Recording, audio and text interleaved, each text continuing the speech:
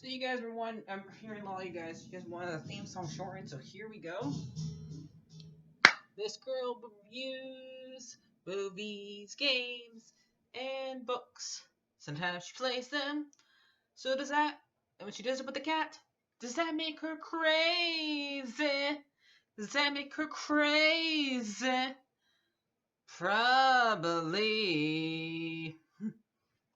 So it's shorter. There you go. Crazy Cat Lady or Martha Butler does not own any trailers or pictures.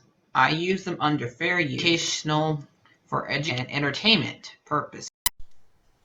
So last Peter Jackson review, until the TV show comes out on Disney Plus, whenever that will be.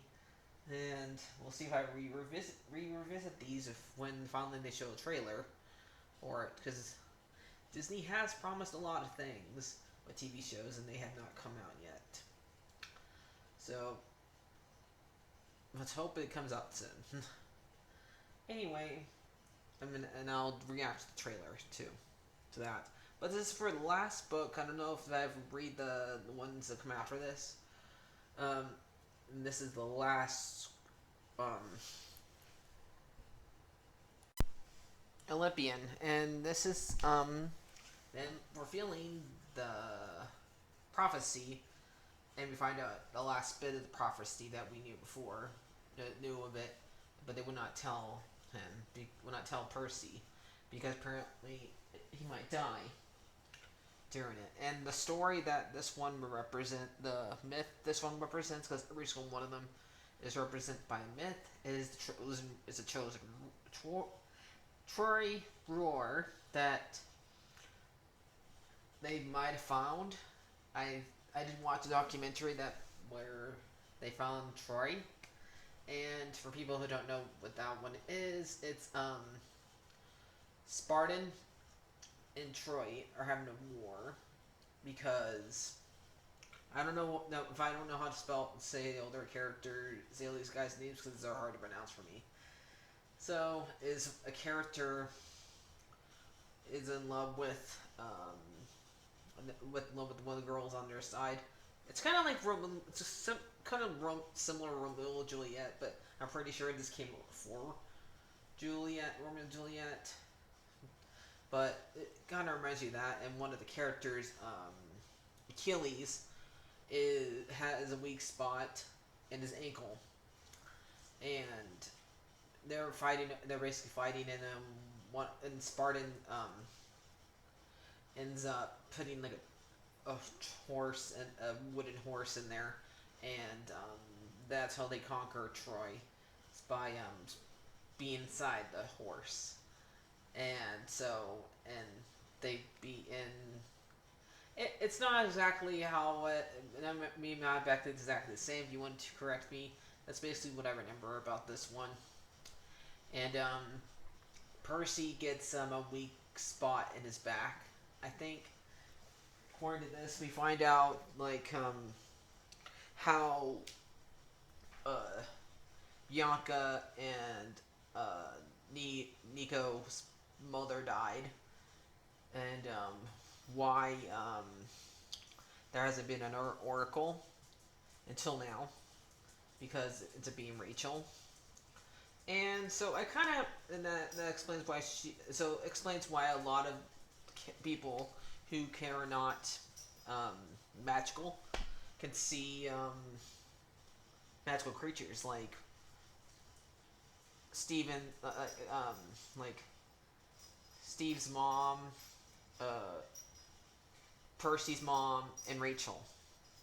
All three of them can see magical stuff, even though they're not magical themselves. That means I think that there are possibilities for to become the Oracle, and it shows like Rachel is the next one to be chosen because she is now seeing visions and seeing predictions and stuff like that, and she's the one that's being chosen. And Percy is afraid for her because what happened to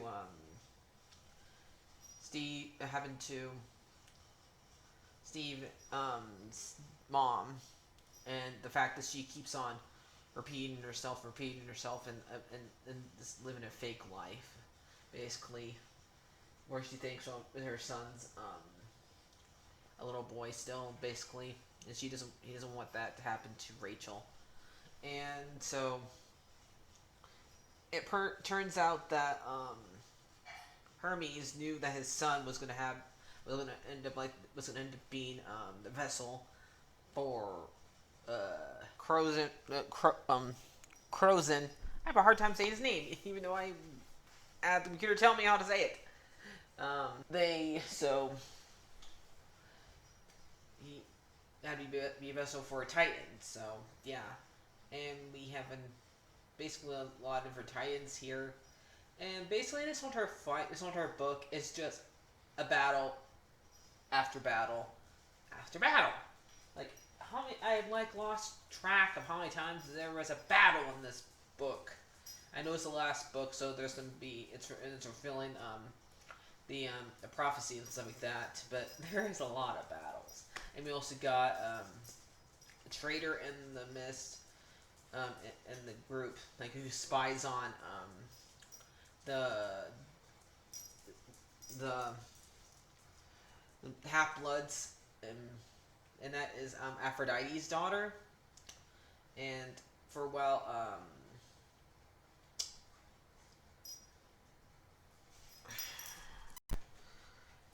I kept on calling Luke Steve. Why did none of you guys tell me? Anyway, so Luke, I knew that was his name. I can't remember a lot of these characters' names. Leave me alone. Luke was being a vessel for um, Kronos. So, and Hermes' daughter, Clarice, is the one who was being stubborn because I guess that Hermes that she didn't want to fight because Hermes doesn't get much bells a lot, get much thankfulness, stuff like that, I guess. And but she eventually comes to help at the very end, and to fight um, a monster. I do like these. I do like these books, even though I can't remember a lot of the characters' names to it.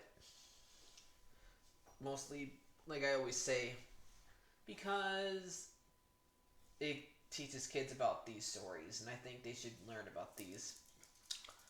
And without it being too violent.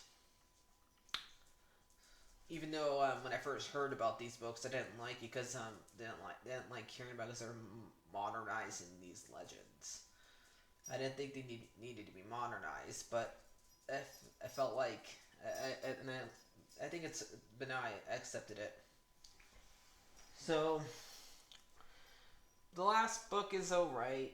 I still think the one before this is better. I'm happy that Percy and Annabeth are the ones who end up together at the very end, and not him and Rachel. I just thought the whole thing with the being end up being a love triangle. The last book was not the best idea, but Rachel had a purpose. She was supposed to be the next Oracle, so that's okay. And the way Bianca's and Nico's mom died is Zeus found out that Hades had two kids during the 50s or 40s, and that's when that's when the stupid thing the stupid prediction from the Oracle happened, and he wanted to kill these two kids because both him and Poseidon weren't allowed to have kids now, and Hades already had these two before then. And so the big three, and so it sorry if I don't remember all these characters. I can't remember every character to every series. I remember, even though there's just so many things you put in your head and keep in your head. I guess I don't know. So hopefully I can remember them better when the show comes out.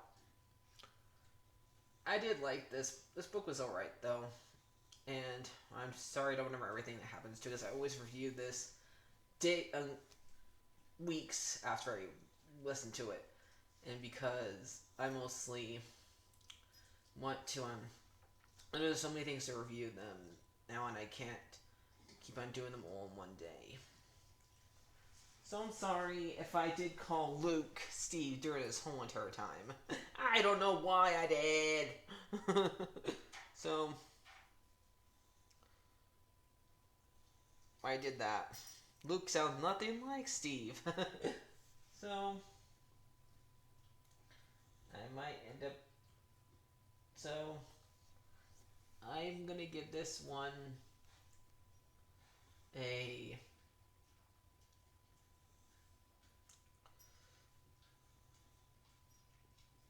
six. I'm gonna give this one a 6.5 out of 10.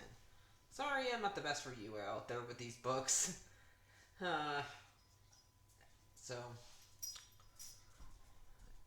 read the Percy Jackson books if you like Greek mythology, and don't get mad if they modernize them. And you might learn some more about these myths by the end of it. So yeah.